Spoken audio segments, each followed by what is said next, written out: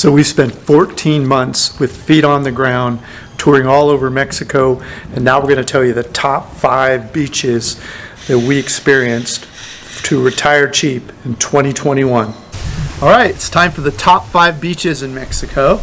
Yes. And I'll let 𝗙𝐿 say her number 5. We're going to work our way up to the top, just like last time.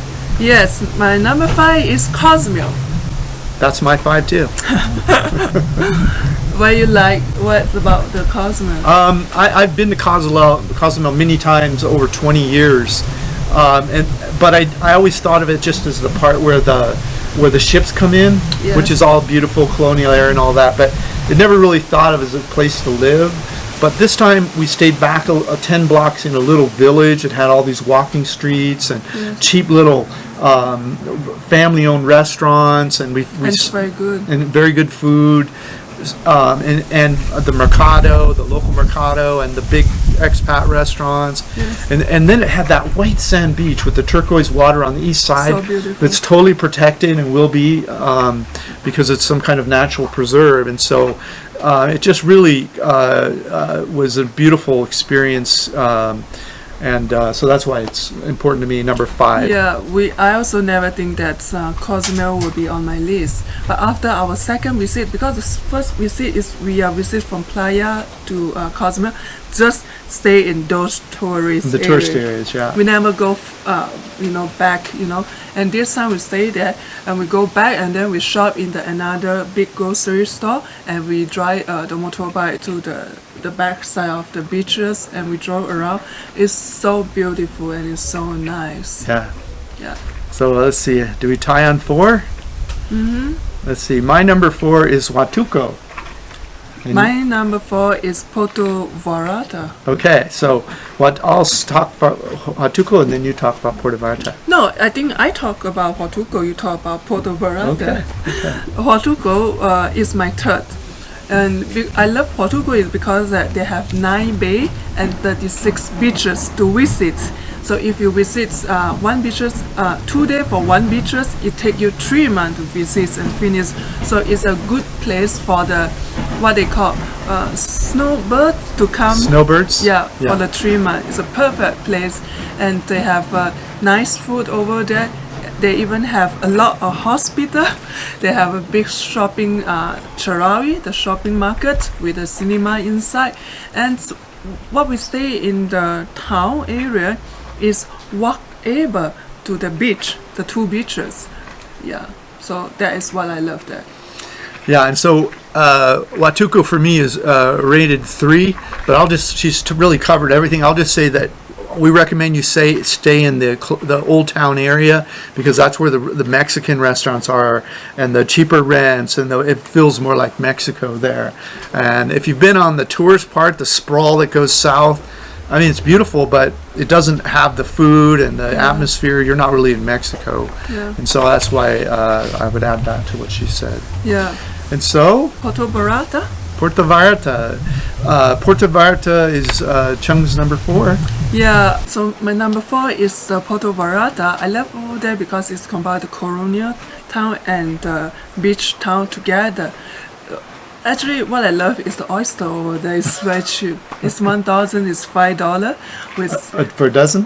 For a dozen, and then I eat with the lime, fresh lime, and the Tabasco. And the oyster is fresh. They open in front of you. Just love that. Cool. Puerto Vallarta is further up on the list for me, so I'll wait till then. We've already talked about my number 4, Huatulco. So I'll go to my number 3, is Puerto Escondido. Puerto Escondido is in the state of Oaxaca, which is in the southern part of Mexico on the Pacific side. And Puerto Escondido is a relatively unknown place for most Americans, but you will see a lot of some Europeans down there, Canadians, and some surfers. American surfers go there. It's a surf town. There's a surf beach called 𝗪𝗀𝗃. There's a hipster beach called Punta, and then there's what I would call a expat beach, a little classier, called 𝗥𝗏𝗄. And what I like about Puerto Escondido is it has something for everyone, and there's different things to do. And there's also a Mexican a full mercado there with all the foods and all the cheap fruits and vegetables and restaurants. And it's not far from 𝗏𝗏𝐻𝐻, my favorite part of Puerto Escondido. And you have a bunch of different beaches, and it's just a really fun place to be. Yeah, and Poto Escondido is my second. I really love that because they have the 𝗥𝗲𝗄𝗢 beaches that you can watch the surfing, and you can go to the 𝗪nci𝗻𝗄𝗏 beach and the 𝗪cie𝗂𝗍 beach. There is a tranquil, clear, crystal clear water over there. Yeah. So I love that, and they have also very nice fresh oyster for 1,000, like about $6, and $1 beer on the beach, and then you can, you know, watching the people, and then it's a small area bay, but the water is so beautiful. It's clear. It's not same like the 𝗥𝗲𝗄𝗢. And another beaches that I like over there is called 𝗪cie𝗂𝗀𝗀. You have to walk all down like 100 steps, and then but on that side is surrounding with all the famous and all the restaurant over there. All the good restaurant is in the 𝗪cie𝗂𝗀𝗀 beach. Yeah. So that is what I love, and they have mercado. Oh, Poto Escondido just have a lot of good food as well. Yeah. Yeah. And by the way, all these restaurants and food we talk about, they're all on each of the Retire Cheap reports. Where we ate, where we stayed, all the fun things to do, they're all on there. Okay, so for me then, I would move to number 2. My number 2 is Puerto Vallarta. That means there's only one above Puerto Vallarta for me, so it ranks very high. I love the same things Chung loves about Puerto Vallarta. You have its Pacific side, so it's not as hot in the hot months as like the Caribbean side. It has that Pacific breeze, and it's rolling hills up into the mountain. And there's what feels like a colonial era city, but it's not actually that old. But it's so charming; it just feels like it, and so you get the feel for it. And it has the romantic zone is where I would stay. Just beautiful neighborhood and great food, and then you have the Pacific Ocean's right there and beaches. It has this long malecon in front with all these different artworks from various artists, which is a big beautiful walkway and palm trees, and there's a nightlife there. It's a very quaint place.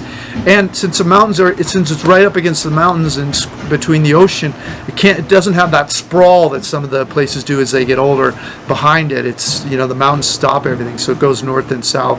And so it has the same characters it did really 20 years ago or 30 years ago when I first went there. So I see. That's why I love it. So our last one is our top favorite. Number 1. Number 1. Why are you laughing? So I'm waiting to see if you start. No, now we can stay together already. Okay. Because 1, 2, 3. Puerto Morelos.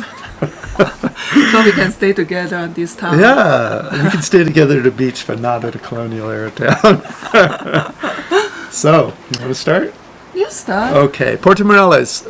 Puerto Morelos is in Quintana Roo, which is one of the fastest growing states in Mexico. And many of the cities there have had urban sprawl, but it's remained a little bit in a village.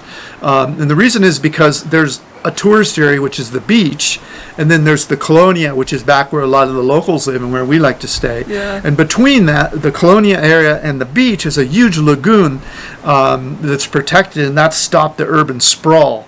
And so you have a quaint beach, and it's growing north and south, but doesn't seem to be growing that fast, but it's not sprawling back like a lot of other parts of Quintana Roo. And then the reason the beach is the sand is so white, turquoise water, bunch of great restaurants there, cheaper prices than Tulum or Playa del Carmen, and so it's really a beautiful place. Even snorkeling is very cheap. It's the second largest reef in the world. Yeah. For snorkeling. Yes. But we like to stay in the Colonial area city because of the jungle, and I'll let Chung talk about that. The jungle that we can see the monkey and the bird. Sometimes the bird is very noisy, but I still enjoy them. Yeah.